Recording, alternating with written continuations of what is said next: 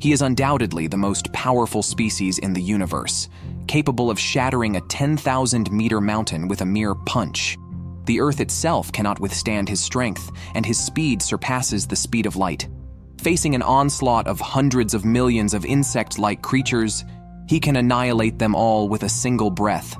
In ancient times, a group in the universe calling themselves the Golden Race appeared. They created star clusters and awakened immature species.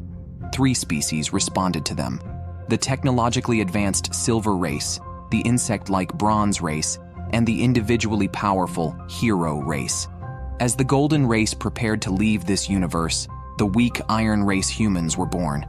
However, their home planet was overtaken by the Bronze Race, controlled by the Silver Race.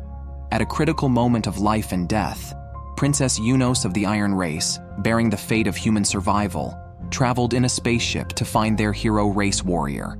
However, the princess suffers from androphobia, feeling unwell whenever a man comes within 10 meters of her. So Captain Iolaus of the Guard was kept outside by her maid. Following the princess's directions, they detected a shattered planet where Age, the only human personally cultivated by the Golden Race, grew up alone. After the Golden Race departed, he survived on the only living octopus left. Such a large tentacle could feed him for at least a week. Age threw the tentacle into a processing machine, turning it into edible delicacies. He then began to worry if eating the octopus's tentacles too quickly would prevent them from growing back. Nevertheless, Age also knew gratitude and often fed the octopus to express his thanks. At that moment, Age suddenly felt an unusual fluctuation in the sky. It was Yunos's spaceship arriving. To ensure the princess's safety, all members of the defense team were deployed. The planet was covered in craters, and its atmosphere and sunlight barely met survival requirements. How could anyone live on such a desolate planet? Yet, the princess sensed some presence and directed the team. All units descended towards the surface. Age watched the spaceship above, knowing they were the people the Golden Race spoke of. His separation from the octopus was imminent. Then, the team received a signal from below. It was a spaceship. They landed beside it, but detected no life signs. They cautiously moved forward. The barren land was filled with saplings, suggesting habitation. They entered the spaceship, which seemed operational, and used their superpowers to repair the system. At that moment, the twin sisters Tail and Meru felt as if someone was tapping on their heads and saw Age staring at them. Startled, everyone dashed outside, where suddenly an unclothed man approached. Instinctively, they released a gravity ring to isolate Age, but he easily walked out, and even the scouting signal began to blur, as if something was protecting him. The princess sensed no hostility from him and decided to negotiate personally. They were guided by the Golden Race to find the person hosting the Hero Race soul here. They hoped Age could tell them where to find this individual. Age then introduced himself. He was the person they were looking for. Just then, the Iron Race's flagship detected a large number of objects approaching. It was the enemy, the Bronze Race. An urgent notification was sent to the princess. The flagship switched to combat mode, firing countless lasers at the Bronze Race. However, the insects' advantage lay in their numbers. Losing a few was insignificant to them. The princess urgently recalled her teammates and instructed Age to board the ship as well. However, Age looked at them puzzled, not understanding the urgency. Just then, a scout bug landed. Iolaus attacked and shattered the bug, but its signal had already been sent. A massive swarm of bugs descended on their location. Age's home was destroyed. He wanted to rush to check, but a giant bug emerged. The princess urged him to flee as the planet was about to fall. The Bronze Race was overwhelming in number, impossible to finish off, and some could even teleport. If they were slow, the airspace would be blocked. A bug crushed the spaceship with its body. Age was engulfed in the explosion's smoke. The defense team was also at a significant disadvantage. The only option was to evacuate the princess to an escape ship. However, the princess refused to leave. She felt a powerful fluctuation in the smoke. The next second, the bug was torn apart by a punch. A tall figure punched forward, and a violent wave of energy instantly obliterated the bugs in front. This was the true form of the Hero Race, capable of easily destroying a planet. As the swarm in the sky nearly engulfed the flagship, The system detected a massive energy surge below. It was Age, speeding into space and smashing through the energy shield into the swarm. The queen inside was still controlling the swarm. Suddenly, the flesh wall split open and was completely torn apart. The queen could only tremble in fear. Everyone watched as the entire hive split from the center, turning into fireworks in the cosmos. The insects began to flee the planet. The princess realized that this young man, Age, who housed the soul of the hero race, was humanity's only hope for returning to their mother planet. After landing, Age reverted to his human form. Yet, he stared at the destroyed spaceship, feeling homeless. The octopus comforted him from behind, and the princess and her subordinates collectively offered their condolences. But she did not forget her mission and invited Age to leave with them, fulfilling the contract set by the Golden Race. Age had been waiting for this day. He and the octopus reluctantly said goodbye and returned to the flagship with the princess. A welcome ceremony was held for him, but Age, unclothed, felt out of place. He was forcibly pushed onto the podium by a maid, and the soldiers, startled by his attire, were too afraid to upset a member of the hero race. Then, Age rushed to the princess's side. The princess, who had a fear of men, showed no adverse reaction to him. Onlookers who admired her were very upset. Age's purity of mind, including his lack of gender concepts, meant the princess did not feel repelled by him. The princess then stated that there were 12 contracts between Age and them, but Age had no concept of numbers. Moreover, he was hungry and dashed towards the smell of food. Iolaus tried to stop him instantly, but not only failed to catch him, but also caused chaos at the scene. Age grabbed some food and ran out. The entire Night Order mobilized but couldn't find him. Age relied solely on his sense of smell to navigate.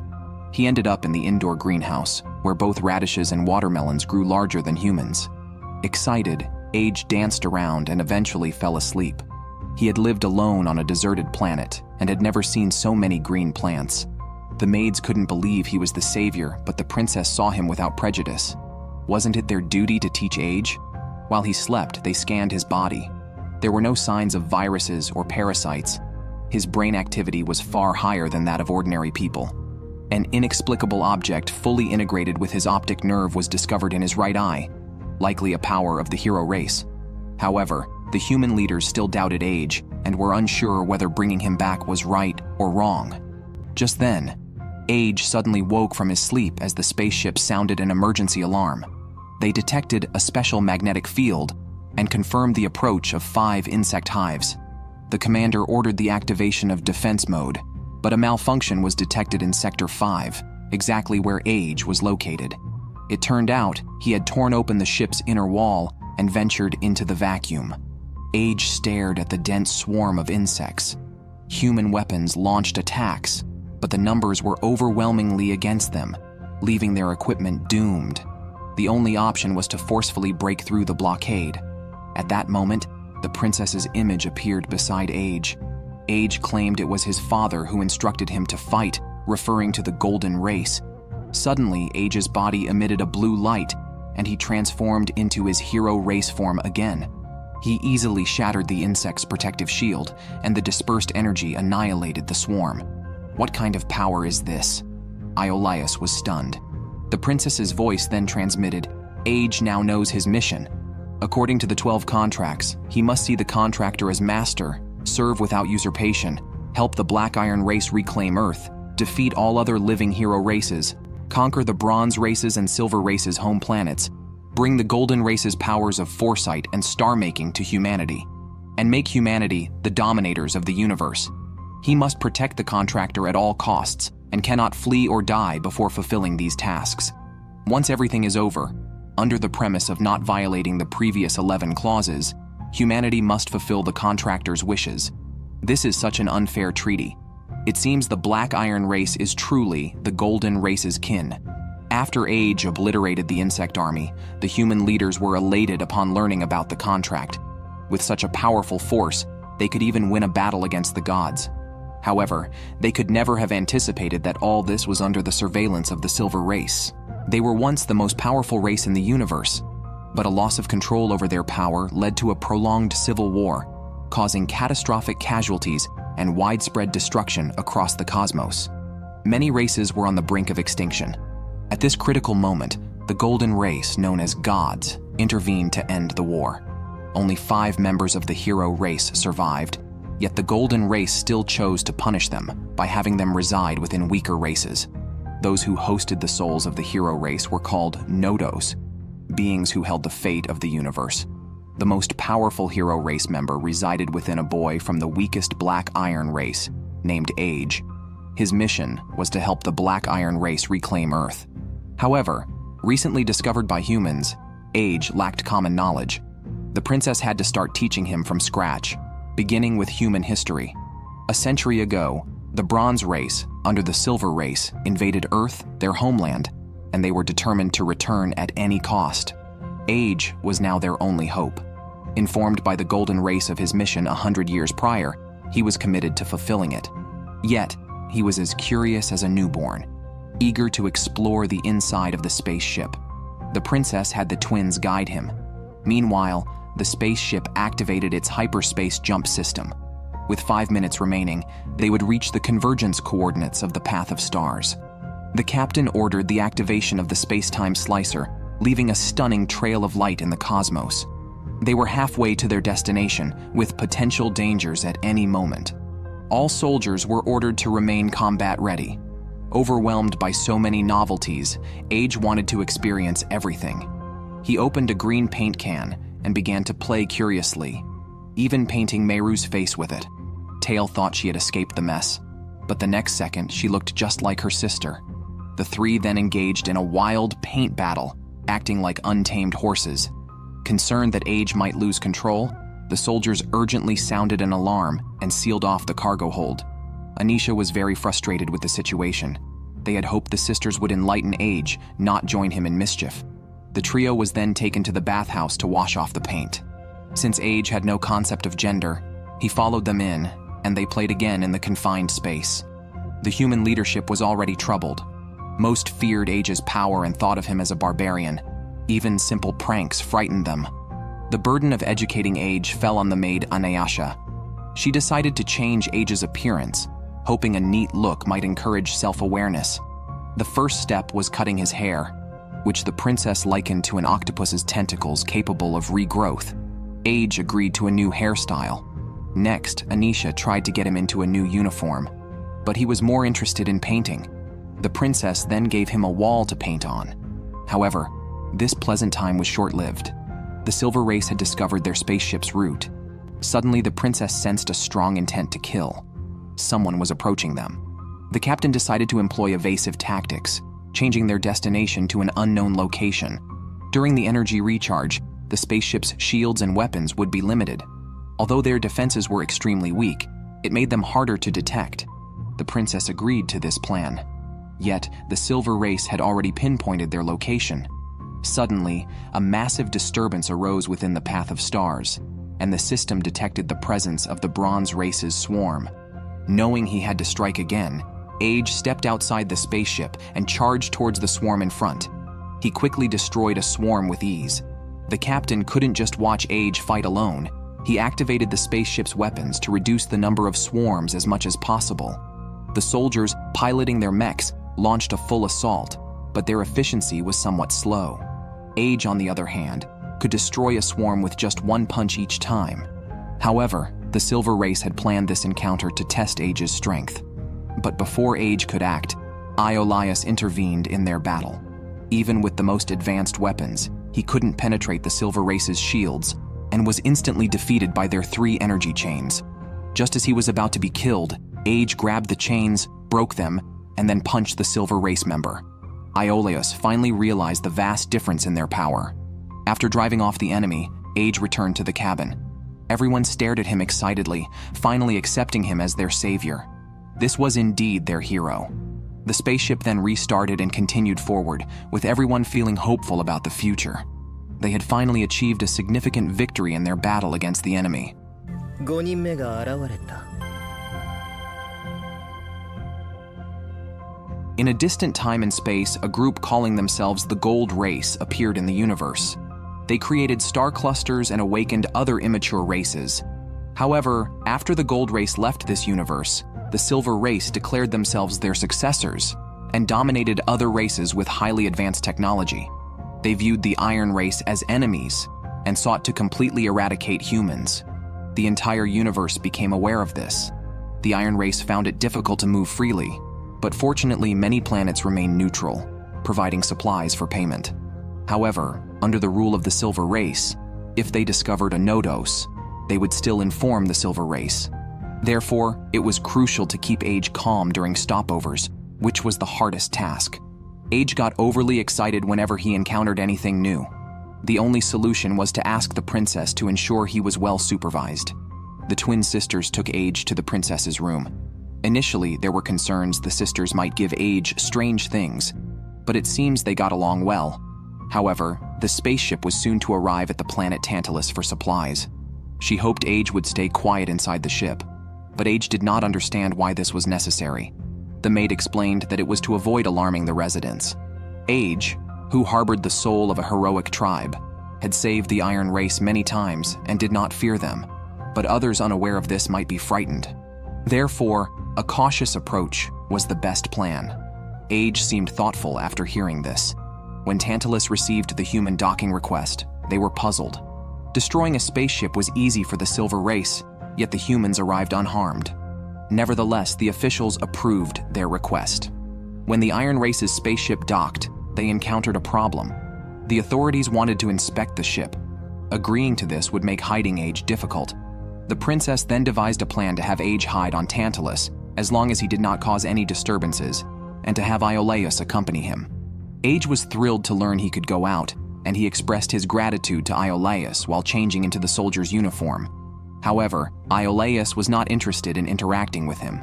The moment they teleported away, Tantalus's surveillance robots arrived. Meanwhile, on distant Earth, the other 4 heroes of the Silver Race's Nodos gathered. They were preparing to test the 5th member, Age. They knew Age belonged to the Iron Race and was their adversary. If they could not persuade him to join them, they would force him to submit through violence.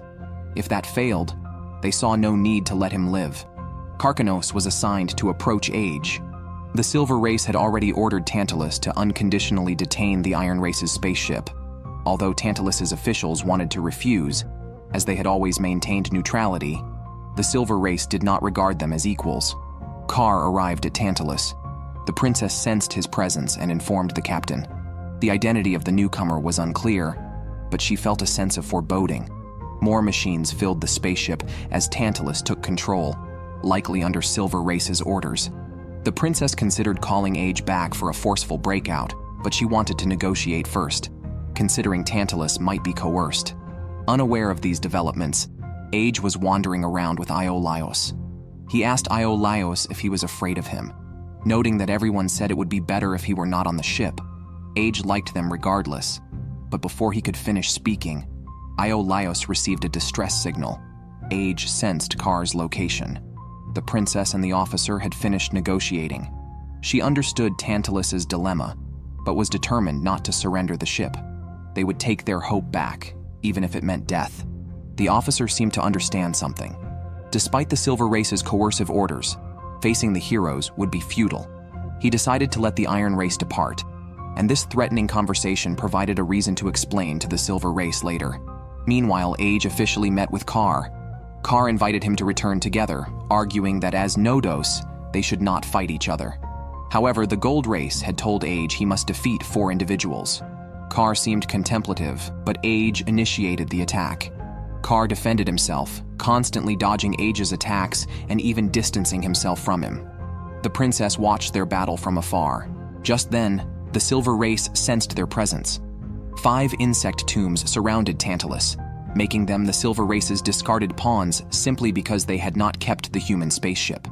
Rather than accept destruction along with their subordinates, Tantalus resisted. The escort fleet moved above the spaceport's defenses, preparing to confront the large insect army. However, the main pressure was still from the humans, whose missiles were ready. At the captain's command, they launched all missiles. Yet, as subordinates of the Silver Race, the Bronze Race's defenses were too strong for conventional heavy firepower. The attacks not only failed to penetrate their protective shields, but were also reflected back. Eventually, Tantalus's structures were heavily damaged. The captain instructed the soldiers to prepare for hand-to-hand combat, and small assault boats were ready to launch in a desperate final effort. Iolaus also returned to the inside of the spaceship. As a team leader, he could not miss any battle. However, the princess was puzzled. Why was Age so obsessed with fighting? He relentlessly pursued Kar without shifting into his hero tribe form. It seemed Kar was stronger, but he had no intention to fight.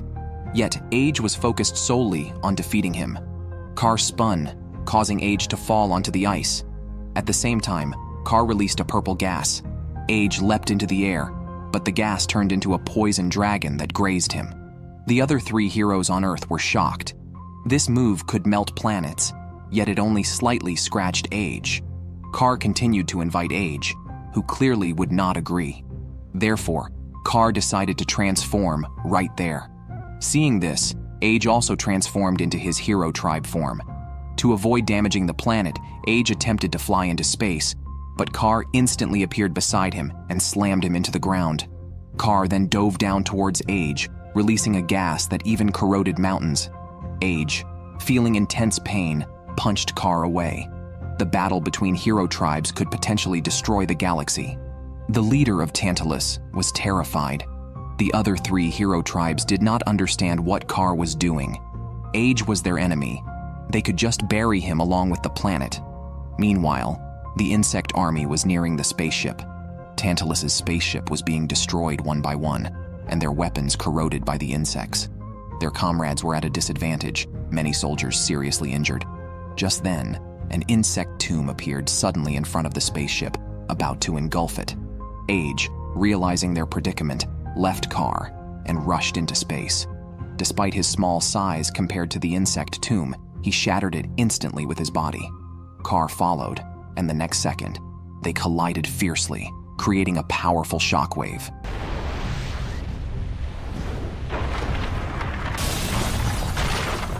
Age then unleashed a major attack, turning nearby insects into energy absorbed into his body. He then fired an energy blast from his mouth, clearing a huge path for the fleet. Seizing this moment could allow the humans to evacuate safely. At that moment, Tantalus also realized that regardless of the opponent, they had the right to self-defense. Living under the rule of the Silver Race, they could not ensure the prosperity of their race. It was better to take this opportunity to aid the Black Iron race by not only withdrawing all deployments, but also actively clearing a path for them.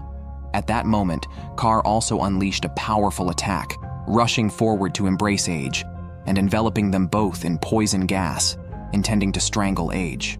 Following the orders of the Silver Tribe, 2 Bronze Tribe warships attacked the battlefield, revealing their true strength. 2 lasers struck the Black Iron Tribe, reducing Tantalus's weapons to ashes and shredding the human ship's hull. The system registered massive damage, with operational capability dropping by 70%. The captain ordered evasive maneuvers. Age, sensing the human crisis, released all his power and with Kar charged at the Bronze Tribe. He then threw Kar at one of their warships. Meanwhile, the human ship's rear thrusters fired, slightly tilting the ship upward, but it was too late. The enemy's other warship had completed charging. In a critical moment, Age blocked the attack path. After dealing with the warship, Age was still not satisfied. He punched towards the location of the Silver Tribe, who luckily dodged just in time to avoid the blow. Now the only enemy left was Kar, but Yudi from Earth ordered Kar to retreat. After the battle, Age transformed into his human form. The captain finally breathed a sigh of relief. The enemy had no intention of fighting to the death this time. It seemed they were just testing their strength. However, the battle between the hero tribes had far exceeded their imagination, and they had no chance of participating. Age initially led the humans to drive away the Silver Tribe, but their spaceship was also severely damaged. They decided to stay put for a while to regroup. Tantalus, being a battlefield for hero tribes, was left in disarray. Fortunately, they were not blamed by the Silver Tribe. The battle became news across the galaxy, and humans were now seen as the hope of the universe, especially by those threatened by the Silver Tribe. However, Age, who gave them courage, was completely focused on his graffiti. After 5 hours, the appearance of a princess projection ended his painting session because the spaceship had been repaired. It was time to leave. Meanwhile, on Earth, Kar was reprimanded by Yuti. Kar explained he did not want the planet to be destroyed in their conflicts. Yuti considered Tantalus an inferior race and of no concern.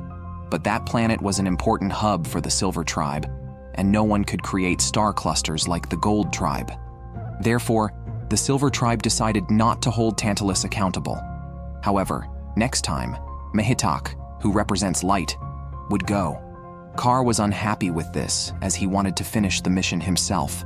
Yet, Yuti decided they should work together, with Mehitak tasked with destroying the spaceship and Kar with eliminating Age. At this moment, humans faced a dilemma. All the planetary hubs they could contact refused them entry, fearing the Silver Tribe. Now, they could only wander in space. The captain thought they should reveal the existence of Nodos to force others to assist. The princess rejected this plan, arguing they should not force other important star clusters to make sacrifices just for themselves. They could leave the star path, trusting the guidance of the star clusters to find a new direction. The twins worried about getting lost in space, but Age encouraged them to trust the princess. Iolaus was indeed the most obedient to the princess, but it was her decision, and she needed the consent of everyone on the ship. For the freedom and survival of humanity, there was no reason to oppose. Everyone was energized, and Age became well integrated with the group. The Silver Tribe was still capturing human signals, preventing them from taking Age further away. Sensing their hostility, the princess put the entire ship on emergency combat readiness. The bug nest was just one hyperspace jump away from the spaceship, and there were 30 of them. Clearly, the Bronze Tribe knew they were isolated and planned to capture them all at once. To make matters worse, an asteroid belt lay ahead, known as the Graveyard of the Universe. Following the captain's order, the ship headed straight into the asteroid belt. The combat plan was to avoid fighting as much as possible, disrupt the enemy's sight, and seize the chance to escape. Everyone focused on how to survive and return home. Suddenly, the sisters couldn't find Age. It turned out that Age had already gone outside the spaceship. The number of enemies this time was beyond imagination, truly a moment for a desperate fight. Fortunately, the individual combat strength of the bugs was weak. Using floating meteorites, the soldiers could still eliminate them. However, the real challenge was still the Hero Tribe. Age sensed that Kar would come, and this time there was another. Upon hearing this, the princess fell silent. It was her decision that had led everyone into this crisis. But Age reassured her that her decision was right, as the Golden Tribe had said the same. He just needed to earnestly follow the princess's instructions. He took on the task of clearing the path, while the princess only needed to stay focused on the direction forward. Age's figure disappeared into the bug nest. His powerful force allowed him to ignore the bug's attacks, and with just one punch, he broke through the entire protective membrane of the bug nest. The spaceship detected that the enemy forces on the planned route had been crushed. Now was the perfect time to retreat. The battlefield was left to Age. Whether it was asteroids or bug nests, he destroyed each with a single punch. However, in the next moment, Kar blocked his path. This was his final invitation to Age, but Age responded with his fist. The two collided in the Graveyard of the Universe. The captain warned his crew not to enter their battle zone. Their speeds exceeded that of light. Age controlled his limbs to stretch and grab asteroids to smash at Kar. Kar released a corrosive gas that eroded the asteroids and enveloped Age in a spreading, toxic cloud. Inside, Kar gained strength. Age struggled to see Kar's movements, so he charged out of the gas with Kar to lure the enemy away. Meanwhile, Mehitak had been hiding nearby. As he hesitated to intervene, Yuti suddenly appeared, ordering him to destroy the human spaceship. Mehitak was reluctant at heart. Although he had destroyed many species, it was an instinct after transformation.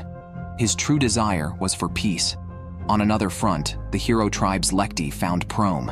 She wanted to understand the constraints of their contract.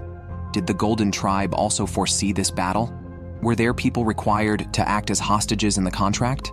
What was the purpose of such an arrangement? The Bronze Tribe is always expendable. Countless swarms of bugs attack first, and all human soldiers respond. Despite this, the enemy will soon breach the rear defenses. The only solution is to abandon the second line of defense and concentrate all forces on the first line. Fortunately, with high-tech mechs, they can handle the lower-level bugs. However, the sheer number of bugs is overwhelming, and they even start using suicide attacks. Aeolus gets entangled by bugs, but luckily, he has the ability to teleport and shoots the bugs dead. If they can't handle such enemies, it would be a disservice to Age, who is holding Car at bay. Their fight is devastating. Car, skilled in using poison, attacks from a distance, which is tricky for Age, who excels in close combat. Every time he tries to close the distance, he is pushed back by intense poison gas, leading to a stalemate. Exactly what Yudi wants. While Car keeps Age busy, Yudi continuously provokes Mehitak. To end the battle quickly, he urges Mehitak to join the fight and destroy the Black Iron Tribe's spaceship. Though inherently good, Mehitak commits evil acts, making him a tragic figure. Sensing trouble, the princess orders the spaceship to slow down immediately, and all Vanguard units return. Age senses Mehitak's power and tries to leave, but is blocked by Car. Suddenly, a massive energy surge occurs above the battlefield, a wave caused by Mehitak's transformation. He represents light and can penetrate any hard object. If humans are hit directly by this strike, survival is impossible. The princess orders the activation of the turbo engines, which will completely drain the spaceship's energy. However, this is their only chance given the current situation. Mehitak flies into the bug nests to gather energy. All humans return to the spaceship, waiting for the final moment. There are 2 minutes left until the engines are fully charged. Knowing time is critical, Age uses all his strength to throw Car away. By then, Mehitak has finished charging, and a thick laser beam shoots straight at the spaceship. Just in the nick of time, Age flies at the speed of light to shield the humans. He is their beacon of hope. With a roar, he bursts a massive energy ball, and the scattering rays instantly devour the Bronze Tribe and nearly shatter the Silver Tribe's spaceship. Their plan fails, once again. The princess asks Age to leave with them, but he remains unmoved, as his enemy has not yet given up. Car follows, and Age has to buy more time for the humans. Luckily, the spaceship finishes charging and teleports away from the battlefield. Fortune has not abandoned them. The teleportation location is still on the path of the stars. The humans narrowly escape once more. Yet, Aeolus cannot feel happy. They have left Age behind again. He always fights alone, and there is no time for sorrow as the spaceship's alarms sound again. A bug nest has appeared in satellite orbit. The captain is anxious as there is no energy to create a distance, and a massive mass reaction looms ahead, a huge satellite fortress. However, their attack does not seem to be targeting them. It turns out they are from the Black Iron Tribe, who have arrived at the human-occupied planet, also known as the Land of Death. 3 commanders have already died in this star system. Nefer is the current commander here. The captain and she attended the same military academy, but their lives have been extremely tough, with even supplies being unattainable. It's uncertain how long the remaining energy will last. Originally, they could not assist the princess. However, recently the enemy forces suddenly left this star region, and humans found their hero tribe. Therefore, they are willing to abandon this planet to provide support and escort for the princess. Age is undoubtedly the strongest hero in single combat. He has been fighting Car for 200 hours, flattening the cosmic graveyard with their battle. Yet Age grows stronger, punching through Car's body. But Car, symbolizing life, can heal by absorbing surrounding energy. Seeing this, Age charges again, grabbing Car and smashing him into a distant planet. Then, Age reverts to human form, weary from the long fight. Car, too, struggles and even feels fear upon seeing Age again, but he must confront the challenge. They transform and clash again. Meanwhile, the princess has led her spaceship away. Commander Nefer covers their retreat as the Silver Tribe with their bug nests pursue. Yudi orders Mehitak to take out Nefer's fleet. Nefer commands all guns to aim forward. Yudi observes the battlefield, her resolve wavering, not over the Bronze Tribe's sacrifices, but fearing Car might be killed by Age. Moreover, Mehitak is reluctant to fight, his heart crying, yet bound by the contract. Lekti understands, but cannot fathom why the Golden Tribe imposed such contracts. What do their battles bring to the universe? Suddenly, Nefer's fleet detects a massive energy reaction. They fire their superweapon at Mehitak's location with full force. But Mehitak seems transparent, and the shots pass right through him. Seeing this, Nefer orders the core engine to be maxed out to create a gravitational field. Light converges around Mehitak, and after synchronization, all weapons fire again, finally hitting Mehitak's body. The Silver Tribe suddenly realizes the princess's spaceship is not here. Nefer's fleet is merely buying time, and they have now restrained Mehitak, forcing him to enter attack mode. Soldiers notice the energy change around him, directing 80% of their firepower at Mehitak. However, Mehitak's power now exceeds the core protective layer's limit. They cannot stop him. Despite this, Nefer orders to continue targeting him. All ships fire together, but to no avail. Instead, Mehitak's attack becomes even more terrifying, destroying a planetary fortress with a single strike. Just as Age is about to end Kar's life, he pauses, sensing this disturbance. Kar takes the opportunity to release a massive amount of poison gas. 3 poison dragons burst from the ground, slamming Age against a cliff. After the smoke clears, 5 more poison dragons emerge. This is Kar's ultimate move, but its weakness is clear: capture Kar's body. So Age prepares to tear off his right arm. Yuti realizes Kar is truly in danger now. Elsewhere, Mehitak completely destroys a planet. The explosion's debris devastates much of Nefer's fleet, severely damaging the core. Over 60% of the ships lose contact. Nefer orders all fleets to take cover behind the satellite fortress. The gravitational magnetic field remains synchronized with Mehitak. They must maintain this state to hold him back, even if just for 1 extra second before the planet collapses. If they let him go, previous sacrifices would be in vain. The soldiers are all willing to gamble their lives with their commander.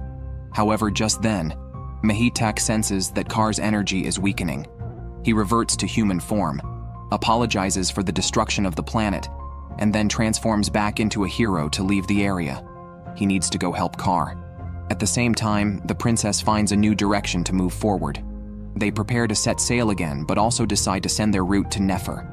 The destruction of the Hilgot planet means that their ship now serves as their guide, as they have lost their way among the stars.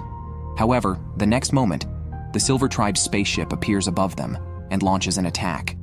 The ship activates its shields, but due to preparations for a space jump, the shield's energy supply is insufficient.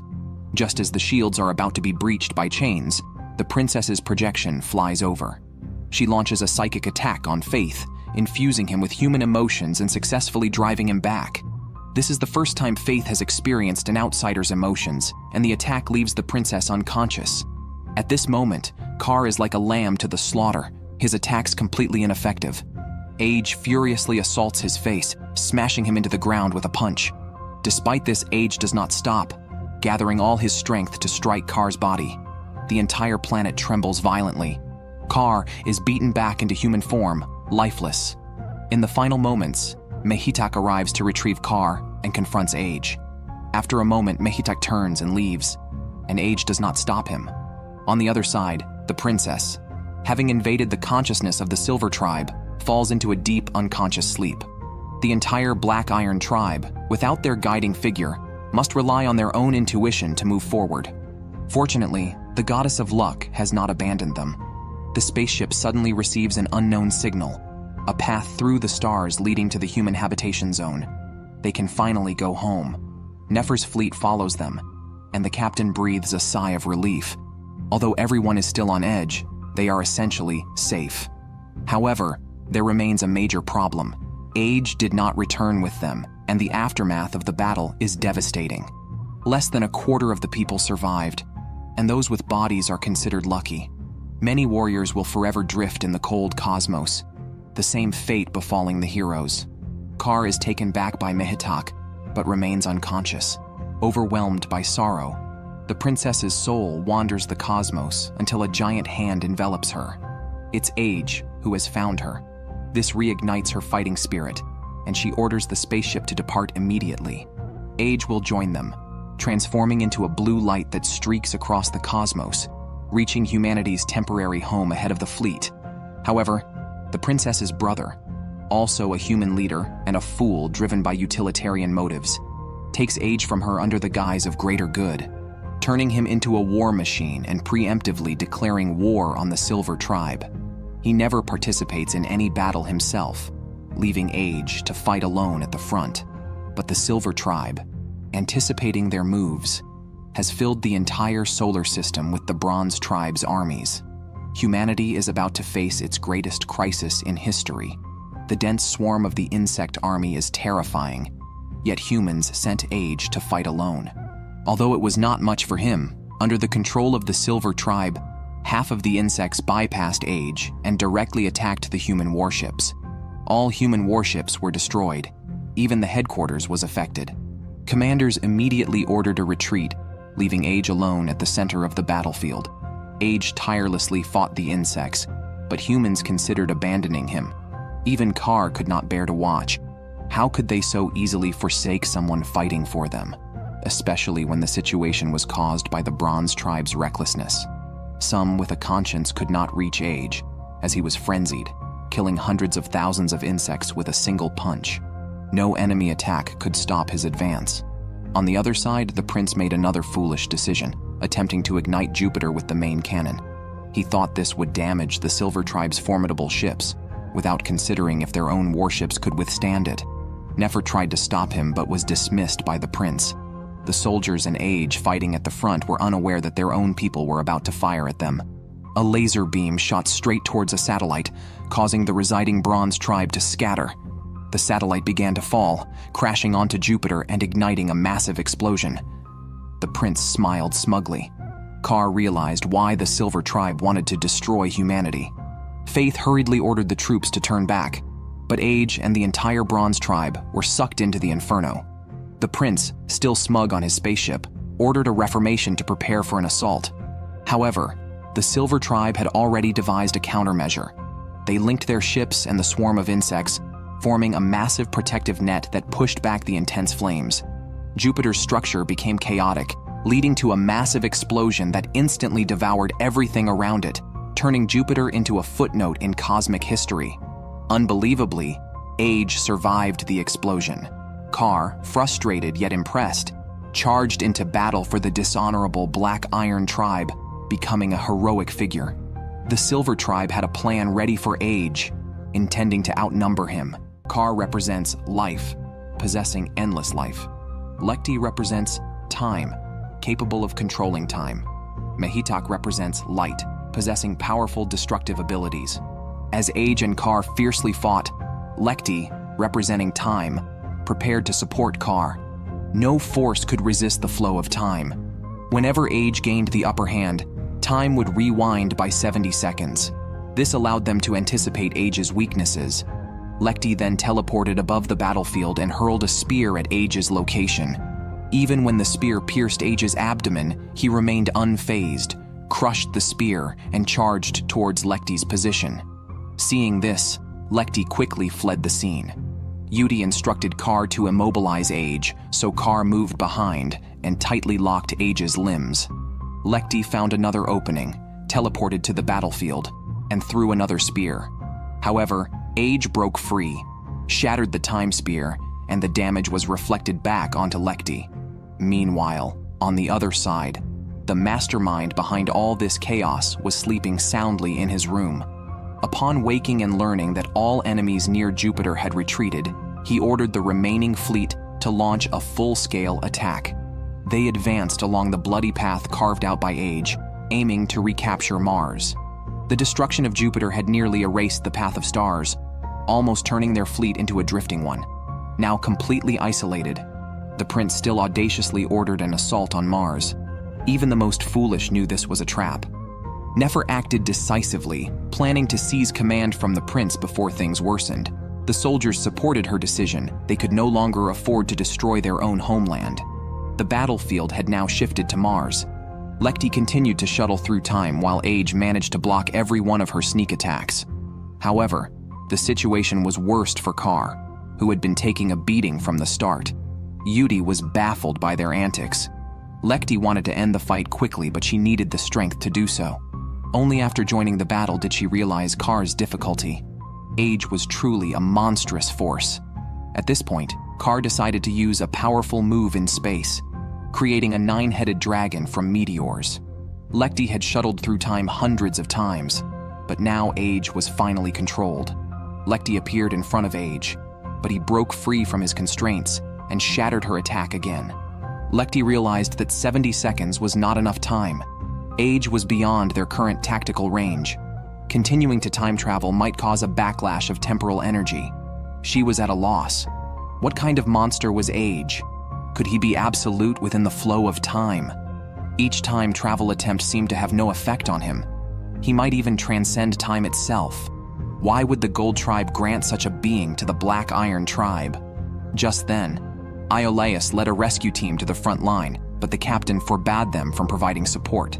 Though he was reluctant to let Age fight alone, a reckless advance would not only endanger the fleet, but might also result in them falling under the foolish prince's command. Soon after, they received a message from Nefer about the prince advancing towards Mars again. Continuing this way could lead to the entire fleet's destruction, and even threaten Earth. Therefore, reorganizing the fleet was urgent, and the captain believed the princess should take over as the new leader, not only for the Black Iron Tribe, but for all life in the universe. Lekti was reaching her limit. This was her 18,000th defeat. If she paused, Kar would face immense pressure. If this continued, both Lekti and Kar could be killed. Yuti requested to join the battle, but Ram, fearing Age's loss of control, refused her. However, he could not have anticipated that the worst would still happen. Because Lekti had launched 20,000 time travel attacks, a backlash from the temporal flow began to emerge. The impact from another timeline was concentrating on the current actual time. Whoever fell first between Lekti and Age would endure the ordeal of time. Mehitak wanted to help, but Lekti urged him to flee. At this moment, Age was covered in wounds, and the energy burst from 20,000 attacks caused a massive explosion. At the center of the explosion, Age was enveloped in a red layer, entering a frenzied state. Under this condition, all he saw was destruction. Historically, only the Gold Tribe had been able to stop heroes who lost control. A great crisis loomed over the universe. Kar, being nearest to him, became Age's first target. Age fought uncontrollably, relying solely on instinct, dragging Kar into the path of stars with a flurry of wild attacks. Kar was completely unable to resist, alerting the rest of the team that Age had succumbed to madness. Meanwhile, the human prince was oblivious to the situation, arrogantly believing they were on the verge of reclaiming Earth. However, all the warriors knew he was ineffective. The battle influenced by the hero tribe also distorted the normally stable path of stars. A blind charge would doom the entire army, but the prince, as the fleet's supreme commander, had his orders followed despite their folly. Before the fleet reached Mars, the Silver Tribe had already set an ambush. They opened fire on the Black Iron Tribe from all sides, encircling them while the Bronze Tribe carried out suicide attacks. Human ships were being destroyed one by one. Enraged, the prince lashed out at his own troops. The rescue team on standby was shocked by his audacity to advance without waiting for support. The princess could not comprehend his actions, knowing Earth would surely become a battlefield if this continued. She could no longer wait. Although she had initially avoided confronting her brothers to prevent chaos among the recently united humans, humanity was now nearly extinct. The prince, blinded by rage, ordered the rear troops to push forward, but the enemy surrounded them, with all their forces at the front. Then, the second prince had an idea. With the front satellite now a Bronze Tribe nest, he suggested knocking it down. Just as the prince ordered the main cannon to fire, Age, carrying Kar, flew through the path of stars and crashed like a missile into the nest. The princess, having lost connection with Age, sensed his presence again but couldn't help trembling involuntarily. Age punched the satellite out of orbit, sending it plummeting towards Mars. Kar launched attacks to draw Age's attention, aiming to destroy the satellite. If it continued to fall, Mars would meet the same fate as Jupiter. Despite nearly being killed, Kar was still thinking of the universe's welfare, truly a man worthy of respect. The explosion's shockwaves scattered all nearby fleets. Then, Age grabbed Kar's head and threw him. Now without a target, Age let out a roar of power fluctuations, shattering the Silver Tribe's ships all around. Faith, feeling fearful, immediately ordered a retreat. In this state, Age would inadvertently help them destroy the Black Iron Tribe. The Silver Tribe quickly teleported away, as Faith had predicted. At this moment, Age attacked indiscriminately, not distinguishing friend from foe. The Black Iron Tribe's prince was stunned. His ship was Age's next target, but a beam of laser knocked Age aside. It was Mehitak, unable to stand by any longer, who had transformed into a Hero Tribe figure and joined the battle. No one expected an enemy Hero Tribe member to protect them. Mehitak kept firing lasers but couldn't stop Age. The princess then resolved to take command from her brothers to save Age. She directly informed the human leadership, and all further actions would be under her command. Everyone was immediately relieved and happy. 300 hours have passed since Mars became a battlefield, and over half of the fleet has been damaged due to the incompetent prince. Under the princess's leadership, the soldiers detained the dreaming prince, lifting the humans' spirits. All armies, led by the princess's flagship, passed through the Path of Stars. Initially, Age was only in the first stage of his frenzy. Faith of the Silver Tribe did not want to retreat because if Age was not stopped, they would be annihilated. Thus, he planned to direct all military forces in the Star region to support Mehitak. However, at that moment, Nefer's fleet detected lethal radiation and energy levels exceeding their ship's endurance, signs of a massive star about to explode. Surprisingly, Age, who had been fighting for them, was the source of this catastrophe. Latest predictions indicate that the solar system will face destruction in 100 hours. Without the Path of Stars, escaping the system in such a short time is impossible. Legend has it that only the Golden Tribe can stop a Hero Tribe's rampage. Are they doomed to wait for death? At this critical moment, the princess's flagship arrived on the battlefield. Nefer informed her of the dire news. The princess believed they were not without options. In the past, the Hero Tribe had caused major disasters, yet the universe survived. She bet her life on pulling Age back from his frenzy. But could such a fearsome creature really be subdued by humans? Mars was covered in debris, and Kar showed cracks from the battle. Yudi stated they did not need a Nodos with mental disorders and asked Lekti to join the fight to defeat Age with 3 Hero Tribe members. However, this might lead to total chaos, with Kar possibly being the first to be destroyed, despite his life-giving nature and regenerative abilities. Yudi believed he would not die and promised Lekti that if all 4 went berserk, she would intervene. But Yudi was unaware that Age had only been in the first stage of his frenzy and had now entered the second stage, growing crystalline columns and a tail, capable of destroying asteroids with a few swings. Faith wisely chose to flee as Age tore through Mehitak's restraints and smashed his arm with a punch.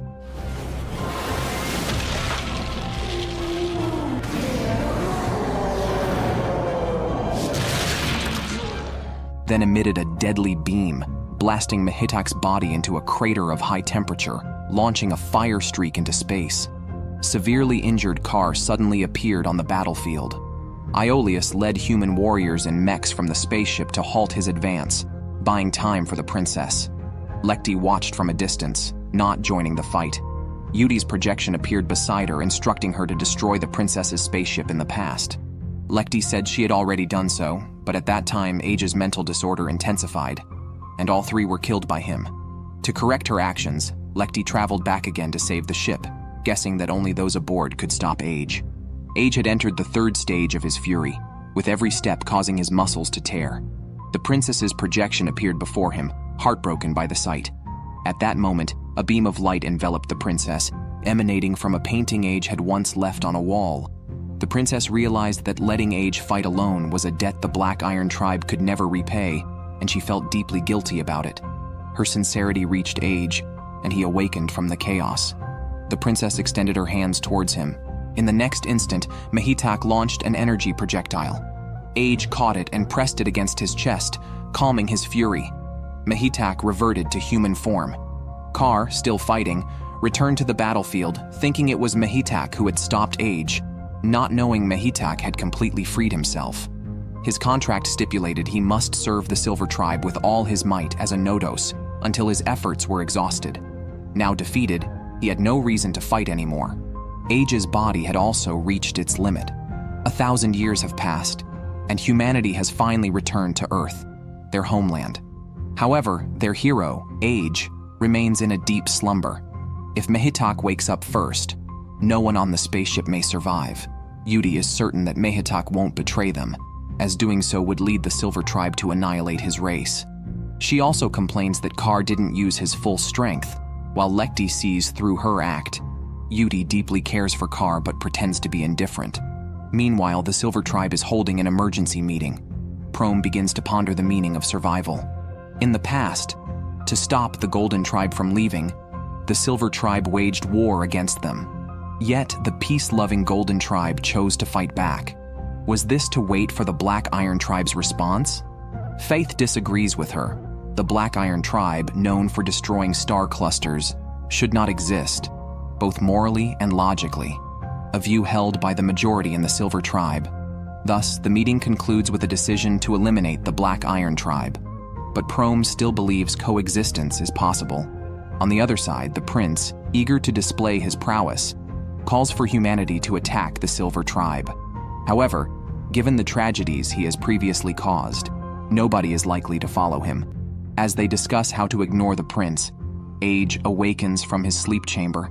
Iolaus rushes to see him immediately, but his once beloved woman's heart belongs only to Age. Now he has come to terms with it, and wishes only happiness for the princess and Age. The twin sisters are terrified as Mehitak also wakes up. Everyone prepares for battle, and the sisters deploy a supergravity magnetic field. However, just like before with Age, Mehitak easily walks through it. When Age and his group arrived, Mehitak was so frightened that he hastily backed away. However, Age extended his hand to him. Their battle was over. Mehitak shed tears of joy, surprising everyone as he had always despised war the most. However, the fact that they had taken Mehitak in could not be publicized, as it might cause unrest among humans. The princess then received several pieces of information from him. Mehitak had fulfilled his contract with the Golden Tribe and no longer needed to obey the Silver Tribe. However, if the Silver Tribe learned of his presence here, his race might be at risk of annihilation. Moreover, UT might be stronger than anyone else, possibly even stronger than Age, but only a confrontation could confirm who was stronger or weaker. For now, the princess could only assure him that his race was safe, as they were about to travel to the Bronze Tribe's origin, where their planet was located. Mehitak only needed to live incognito to keep his race safe under the protection of the Black Iron Tribe. This was a battle between humans and the Silver Tribe, and other races should not be involved. Mehitak was deeply moved by the princess's broad-mindedness. He wanted to stay and protect her safety, willing to fight for the Black Iron Tribe as long as his race remained safe. They were originally a group of adorable insects, abandoned by their Silver Tribe masters due to their lack of fighting ability when young. The Black Iron Tribe took advantage of the situation and arrived at the Bronze Tribe's home planet, where they indiscriminately slaughtered the insect civilians. The young insects fled everywhere, but they could not escape their fate of being killed. A few larvae, driven by the instinct to survive, pitifully crawled to Age's feet, begging him to spare them since they had no ability to fight back. It was then that Age realized they were engaged in a senseless slaughter. Just then, Age finally had a heroic counterpart. He invited Mehitak to eat lemons he had grown himself. However, the poor tribe does not eat anything living. Saying so, he broke a shovel and started eating the metal handle. To provide Mehitak with a hearty meal, the twin sisters took him to the mecha maintenance room. He set his eyes on Iolaus's machine. Although it tasted bitter, it was at least filling. On the other hand, the princess was calculating her chances with Kar and Lekti. Their people were also being blackmailed by the Silver Tribe. She wondered if they, like Mehitak, could be persuaded to join her side. However, she was more concerned about the Silver Tribe's motives. It was said that they had reached out to many races, bringing prosperity to the universe. Yet why were they only seeking the extinction of humanity? Especially after hearing what Mehitak said, she became even more concerned about the Silver Tribe's actions. Humans had never communicated with them. They had been at war since their first encounter, and to this day, there was no clear reason for it. At that moment, the system detected a fleet along the route. The princess sensed strong hostility. It was the incompetent prince who had launched an aggression against the people of the universe, demanding they hand over the planetary hubs, violating their principle of neutrality. Thus, they regarded the Black Iron Tribe as an enemy of the entire universe. However, The prince was unaware of his mistake and sought to ignite war on this planet. Fortunately, the princess quickly realized the prince's intentions, and through psychic interference, she stopped her foolish brother, positioning her spaceship between the two armies. She deeply apologized to the leader of the universe's people and had Age stand in front of the human army at the front of the spaceship. The prince thought the princess was trying to take command of the fleet and ordered the fleet to continue advancing. Such disregard for supply plans would only lead to severe consequences, leaving the fleet drifting in space indefinitely. The Silver Tribe learned that the Black Iron Tribe wanted to start a war, but they wondered why they would go to Draco. Perhaps there was some powerful force there. Rom decided to send the Silver Tribe's Nodos as they could no longer allow the Black Iron Tribe to act recklessly, even if Yudi would cause significant damage to the universe. It was better than letting the Black Iron Tribe wreak havoc. At that time, large numbers of insect mounds appeared in front of the human warships, and the princes ordered a direct attack. Age, in his mecha, waited for Iolaus's arrival, hoping to use Iolaus's teleportation ability to quickly reach the battlefield. Meanwhile, Yudi was still pondering her feelings for Kar as Rom came to give her orders to eliminate Age, which she had been waiting for. On the human side, the momentum was unstoppable, and the Bronze Tribe could not block their advance. With Age acting like a killing machine, the Bronze Tribe was utterly defeated. However, the one-sided situation made the princess suspicious. They had been at war for 100 years and knew each other's strengths well. The enemy seemed to offer no resistance, suggesting something unusual was at play. Indeed, when human warships clustered together, a massive Bronze Tribe insect mound was teleported to the battlefield. The surprising number of insects restricted the warriors' movement space, with only Iolaus, who could teleport, moving freely. However, it had been a long time, and the Silver Tribe had not yet arrived. By then, Age had already destroyed 12 insect mounds, leaving only the last one. As they entered the gravitational field of Draco, it turned out that the Silver Tribe had long abandoned the Bronze Tribe's old nest. To the Silver Tribe, that planet was just an old place where the Bronze Tribe raised their young, and its destruction was inconsequential. Thus, the Black Iron Tribe easily invaded Draco. The young Bronze Tribe did not understand what was happening and were bombarded by Black Iron Tribe spaceships. The entire planet looked like a hell on Earth, with the remaining larvae being mercilessly hunted by humans. However, their survival instincts made them resist, and they all gathered at Age's feet. Age did not continue the attack but gave the princess a look. She immediately halted the attack on Draco because their enemies were not there. What they were engaging in was not war, but a meaningless slaughter.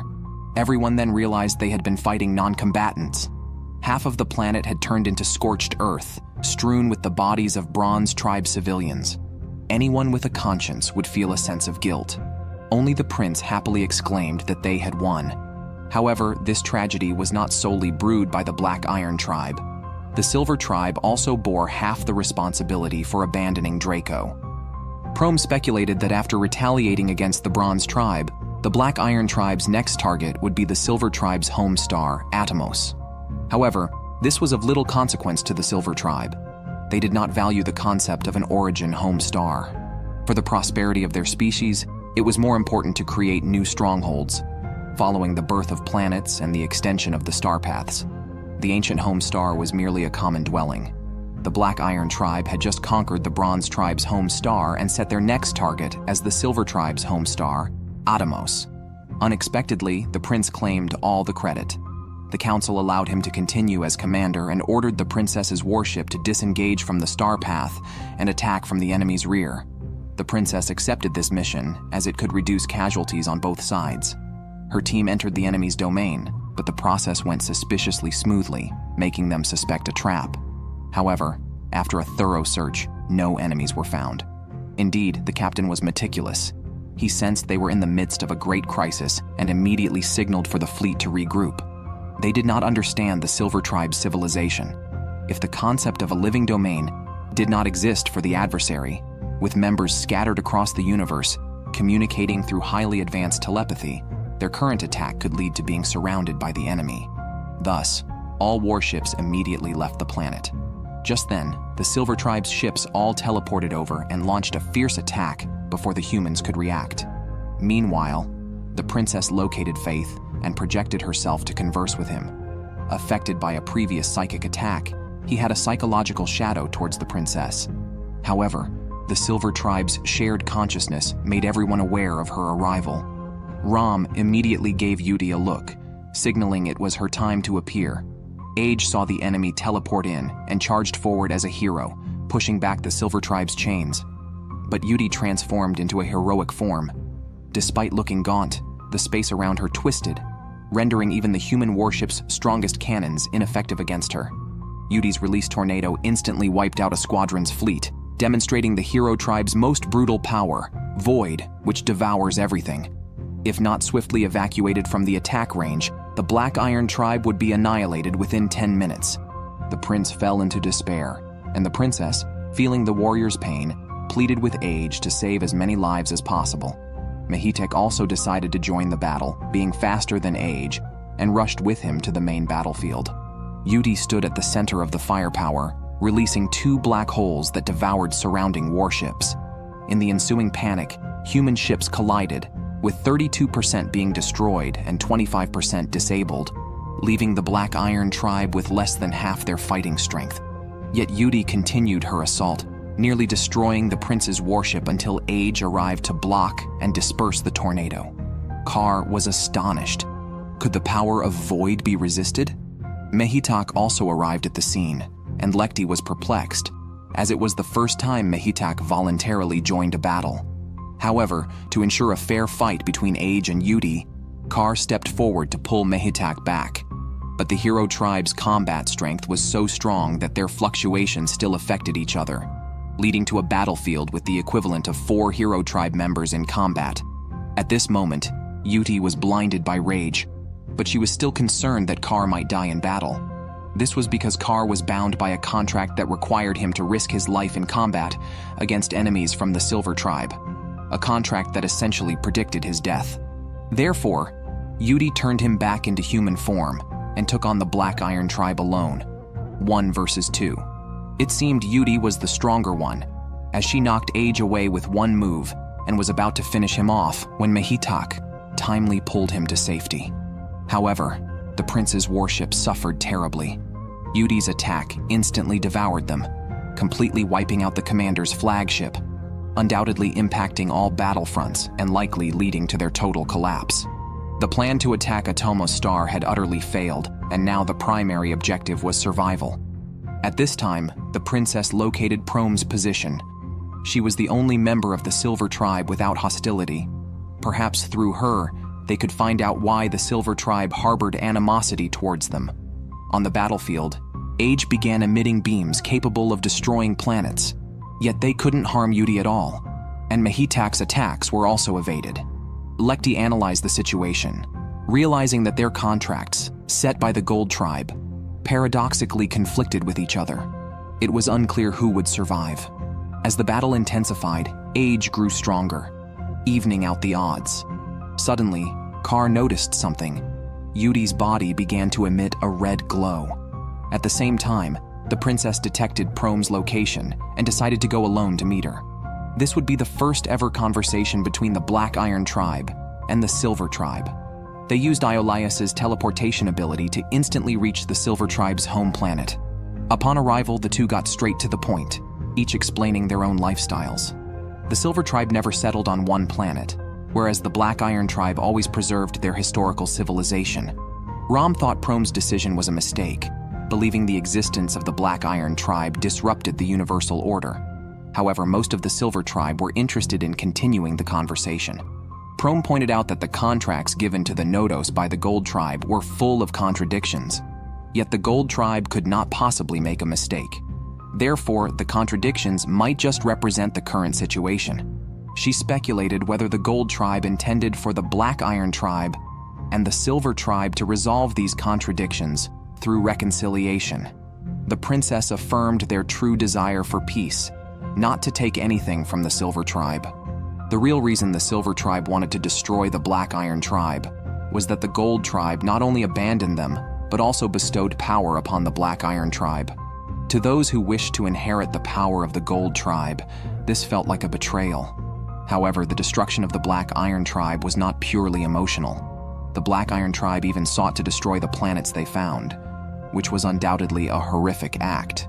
The princess shared a feeling she once had of connecting stars that did not yet follow the star path, which represented a supreme truth. The star path existed before the birth of planets and disappeared before their death. The princess instinctively understood this concept. She could find her way in the universe, independent of the star path, an ability unique to the Gold Tribe. Star clusters were not born solely from various forces in the universe.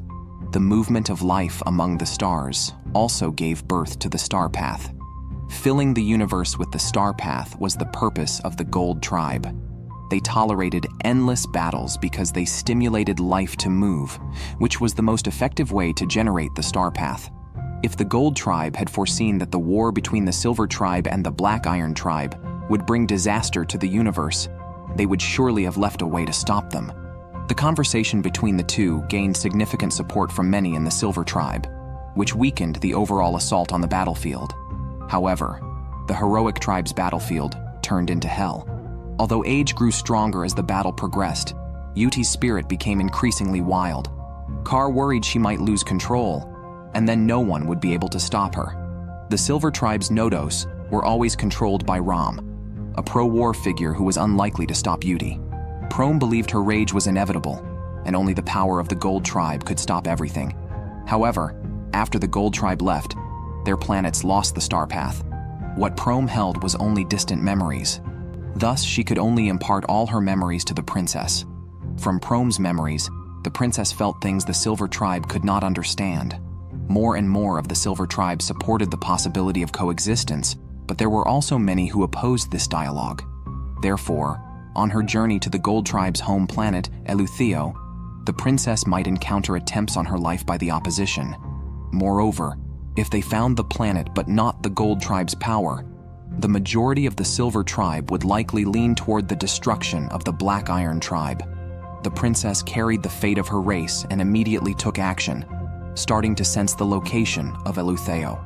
However, Age was now struggling in battle, as Mihtak had exhausted his power, leaving Age to face the fearsome Yuti alone. If they didn't quickly decide the outcome, one of them would inevitably go berserk. Kar decided to help Yuti and used poison gas to ambush Age. Normally, Yuti would stop Kar, but this time she did not, apparently unaware of Kar's presence. The trio crashed onto the planet below. Suddenly, Age lost control and bit Yuti's arm, then quickly regained his senses. But Yuti emitted a piercing scream, a sign she was about to go berserk. Seeing this, Lekti immediately traveled through time, returning to the moment before they crashed into the planet. She intervened just as Age was about to bite Yuti, uniting the three to attack Age. Just as Age was sucked into a black hole, a pair of hands tore it open. Age entered a second, more intense phase of rage. Lekti tried to control time again, but this time Mihtak blocked the ambush for Age. Before collapsing, Mihtak left behind the power of light. Age infused this power into his fist and struck at Yuti. Yuti's bones expanded, unleashing an ultimate devouring tornado. However, it could not stop Age, who now had the power of light. He shattered the darkness and attacked Yuti. Kar stepped between them and took the fatal blow for Yuti, dying in the process. With her loved one perishing before her, Yuti, in agony, went mad and sought to destroy the world. Lekti prepared to travel through time again, but the power of the void instantly destroyed hundreds of timelines. A black hole centered on Yuti began to spread across the universe. The princess suddenly lost her connection to Age, but she still believed he would follow, so she chose to continue searching for the root. The black hole stopped growing once it reached a certain size. The Silver Tribe believed that Yuti had defeated Age, leaving her as the sole survivor of the Heroic Tribe. Losing everything was painful for Yuti, and she wanted to entrust her emotions to Prome. However, Ram denied her request, as he could not allow Prome to take control of Yuti.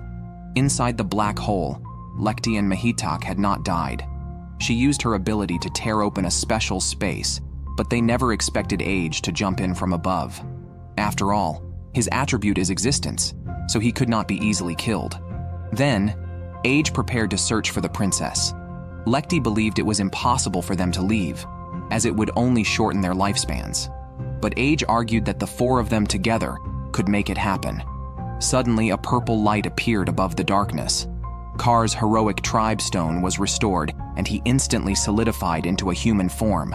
This was the true power of the life attribute. What Kar had released earlier was not poison gas, but a regenerative force that restores everything.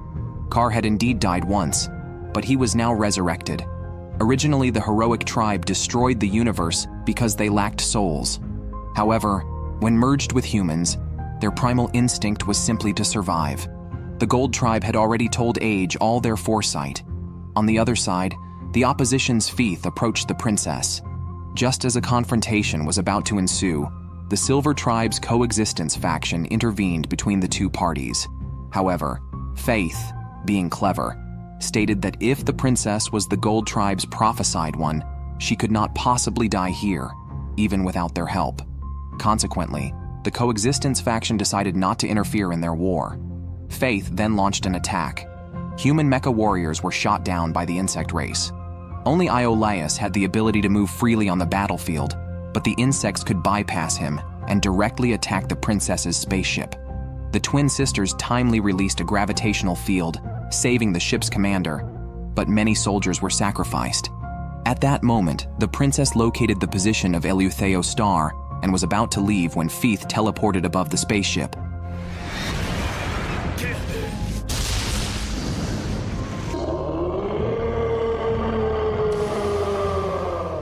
The three great heroic tribes, originally belonging to the Silver Tribe, now stand with the Iron Tribe. Age and others directly entered Feith's spaceship. Upon learning he could not gain power, Rom planned to destroy Eleutheo's star. However, the protection of that planet was stipulated in the contract, so their actions were not considered betrayal. Under the threat of 4 Nodos, Feith had no choice but to cease his actions. After overcoming numerous obstacles, the princess finally reached the Gold Tribe's home planet. The planet's surface was covered with protective shields, a technology originally from the Gold Tribe. The shields automatically created a path, welcoming the princess and her entourage. Indeed, this was a race that had reached the pinnacle of technology. Everyone was amazed by the grand sight. Upon landing, the planet's temperature and material composition rapidly changed to become suitable for human life. The princess instructed her guard to stay around the spaceship while she went alone to explore. She wanted to discover why the Gold Tribe had left this planet. However, before she could sense the will of the Gold Tribe, Rom's projection appeared before her. Rom, harboring selfish motives, intended to destroy the power he could not obtain. Therefore, he had sent Yudi to this planet. Overwhelmed by pain, she wanted to destroy everything and went into a frenzied state. She unleashed a tornado towards the main spaceship in space, but her attack was easily blocked by the Gold Tribe's shield. However, the battleship was already severely damaged. The captain ordered the ship to expand its body as it reached the atmosphere, dispersing the impact from the descent. What remained was left to fate. Yudi was too powerful. The princess, feeling this power, began to doubt. Could this be the true intention of the Gold Tribe? Is the future of the Iron Tribe doomed to a despairing demise? The battleship was completely damaged. To make matters worse, Rom's true self arrived. He wielded the Silver Tribe's most advanced technology and effortlessly countered all human warriors' attacks. His sole target was the princess, the only one who might inherit the power of the Gold Tribe. Yudi, in her frenzy, fired energy that devoured the planet, piercing the Gold Tribe's defenses instantly. Age rushed into space to scatter Yudi's attack. Feith, losing his psychic link with Yudi, realized everything was Rom's scheme. All life in the universe was merely his pawns. If he couldn't have it, he would destroy it all. Facing the completely out of control Yudi, Age had no power to resist. His attacks were instantly devoured by Yudi. The other 3 Nodos decided to help Age. Mehitak charged into the battlefield. Kar released energy to heal Age's wounds, and Lekti supported from behind Mehitak. Despite it being 4 against 1, Yudi was not at a disadvantage. However, in the next second, Yudi's body began to disintegrate, her lower half completely turning into a black hole. The power of nothingness sprayed outward.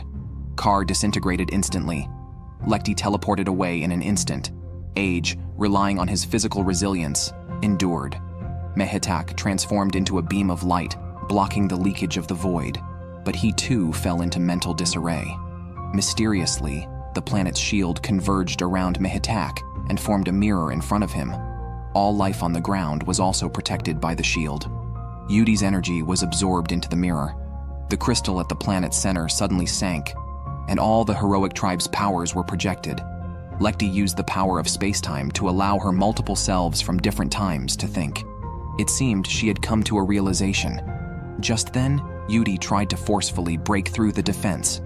Age and Kar rushed up and embraced her body. The frenzied energy continued to grow and leak, instantly destroying everything on the planet. Age wanted to protect the princess's spaceship, but was powerless. Enraged, he began to fall into mental disarray.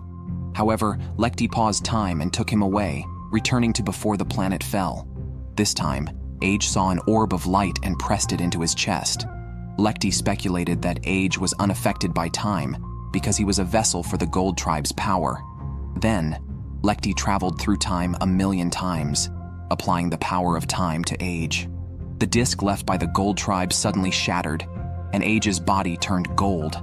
At this moment, the frenzied Yudi broke free from Kar's restraint and rushed into the mirror supported by Mehitak. Her power of nothingness devoured the mirror. Ram revealed a happy smile, thinking everything was about to be destroyed. However, the Golden Age charged into the sky, forcefully piercing through all the darkness. Light returned to the world once more.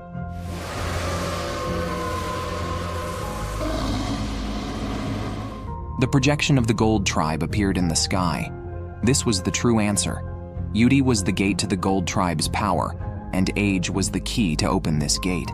Behind the gate was another universe where the Gold Tribe had gone. Under Kar's protection, Yudi did not disappear from this world, but Age left behind only the huge orb on his chest. When the princess touched it, it instantly transformed into stars and dissipated before her eyes.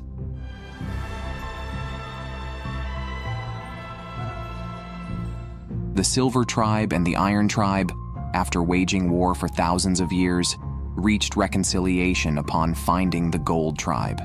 Everyone had a happy ending. However, the princess couldn't feel happy at all, as she could only watch Age dissipate before her eyes, leaving behind a gate to another universe. Afterwards, humans laid flowers and lemons to commemorate Age, believing he had not died but had gone to another universe. Yet, their actions betrayed them, as even Lekti could no longer sense Age's existence. Despite this, they chose to follow the Silver Tribe through the gate to explore the broader universe. The Iron Tribe, having a promise still unfulfilled with Age, chose to stay in this universe temporarily, waiting to restore Age's birth planet before deciding their next direction. Prome came to the planet Eleuthio and formed an alliance with the princess, handing over all the Silver Tribe's technology to her, a power inherited from the Gold Tribe. At this moment, the princess also gained an energy shield and the ability to communicate mentally with the Bronze Tribe. After arranging everything, the Silver Tribe went through the Gate of Gold first. However, the next moment, the golden energy from the gate returned to the planet, and all the crystallized forms reverted to their original state. This suggested that even if Age were alive, he couldn't return. Then the princess seemed to hear Age's voice telling her to keep moving in the direction she believed in. Realizing she had more important tasks to undertake, she went to a planet that was now half destroyed, where she surprisingly found several small octopuses, all children of Age's food. In the blink of an eye, 4 years passed. The Iron Tribe became the masters of this universe, mediating conflicts among warring races, while the restoration of the planet neared completion. The princess had spent most of these 4 years here. The octopuses multiplied into huge numbers and built their own civilization. However, starting today, the princess had to leave this planet. She bid farewell to this place, the only one that could console her. The princess walked on the beach where Age had once walked, feeling not alone even by herself. Whenever she came here, she felt Age's presence beside her. Despite her reluctance to leave, the time had come. At that moment, all the octopuses nearby stopped and stared. The spaceship suddenly detected a massive anomaly in the planet's orbit. The crystals of the Gold Tribe appeared in the sky above the planet, forming a gate to another universe. Once again, the princess heard that familiar voice.